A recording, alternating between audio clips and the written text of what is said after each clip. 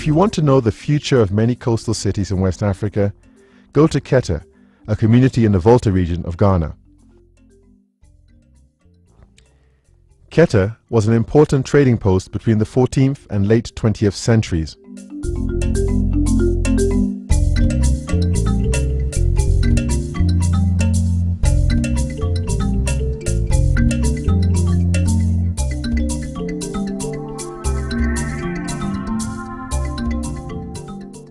The area is very busy because the people depend so much on the sea and the lagoon for their livelihood.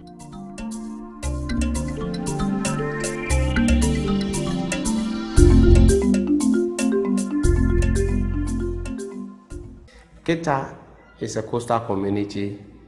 They rely much on fisheries, both in the lagoon and the nearshore environment, and also farming, using the water, underground water, and even the water from the Keta lagoon, okay, for their activities. And thirdly, seasonally, they also go into salt production.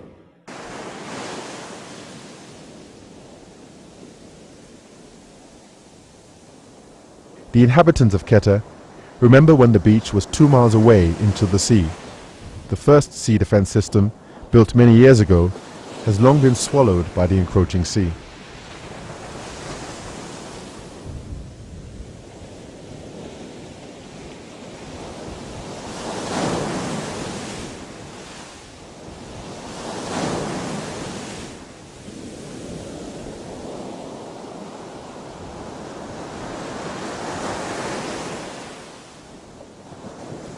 The rising sea level and frequent waves are a threat to the fishermen, who are entirely dependent on the water.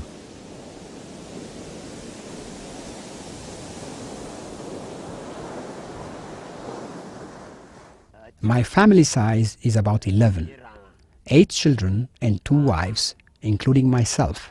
Sometimes it happens that when we go to the sea and try to catch fish, the sea is not good. The sea is rough, and we have to return as we have done today. There are about 400 fishermen in this community, and they are all facing the same problem. The amount of fish stock in the sea is decreasing, and the tidal surge is continuing, so their canoes, which were once very busy on the sea, now stand idle on the shore.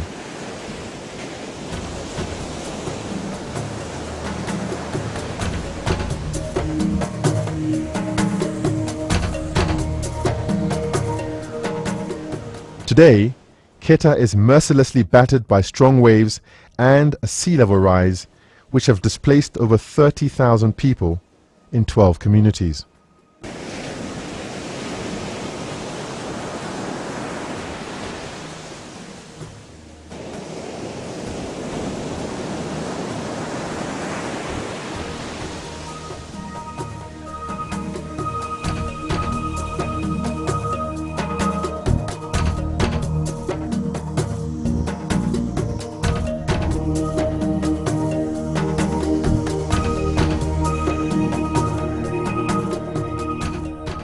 A large portion of residential buildings and public infrastructure, including the road linking Keta to its northern neighbors, have been lost to the sea.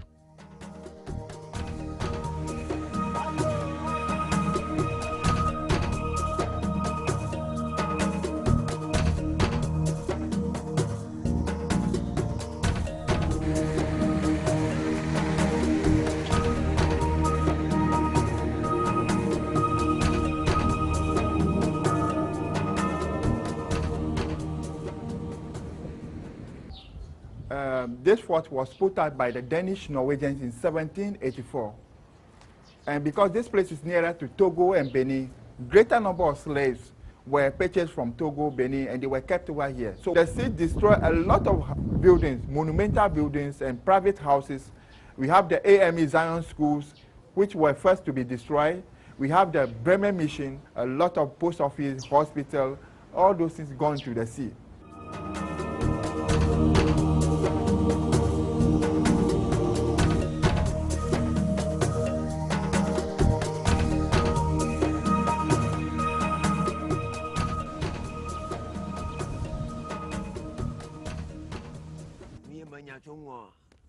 There is a god of land who doesn't want a corpse. Anytime dead bodies are carried across the land, the sea gets angry. The gods get angry. So that's when you see the sea very, very rough. And we've come to the conclusion that yes, Ghana is vulnerable to that. So after these studies, what we're doing to sensitize people, to let them know that yes, we are not immune. We need to prepare ourselves, the populace, by educating journalists, policymakers, and so on. As an engineering solution to stop the erosion, a new sea defense project, which was started in the year 2000, was completed in 2004. But this is a temporary solution. The frequent floods from the turbulent sea has put pressure on the people to abandon their village. Some are staying here and shifting their occupation from fishing to farming. They are still not beyond the reach of the sea. I realized that the fishing will not help me because nowadays we don't get enough fish. So I'm not put my mind in the fishing nowadays. So I turned my mind to farming, and I realized that the farming will help me.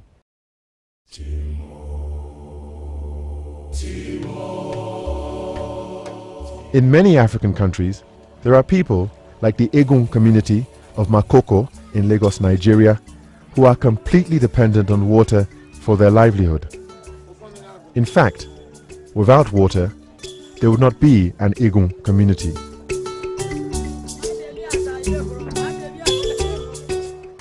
It's a way of life, and the people who grow up here has nothing to do with planet, burning, fire, outrage, and nothing.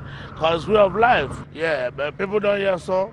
This naturality, way of living, and people have been living here over 200 years ago. So here, no problem. As you know, the French says, "Ce n'est pas problème."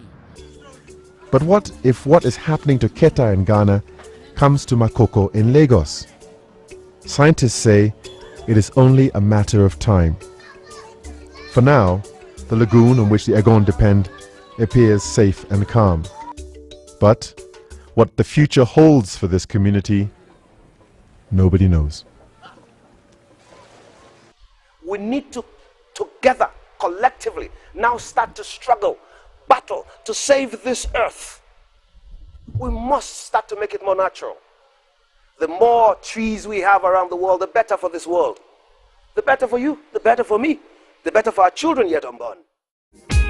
People have come together to save our land, save our land.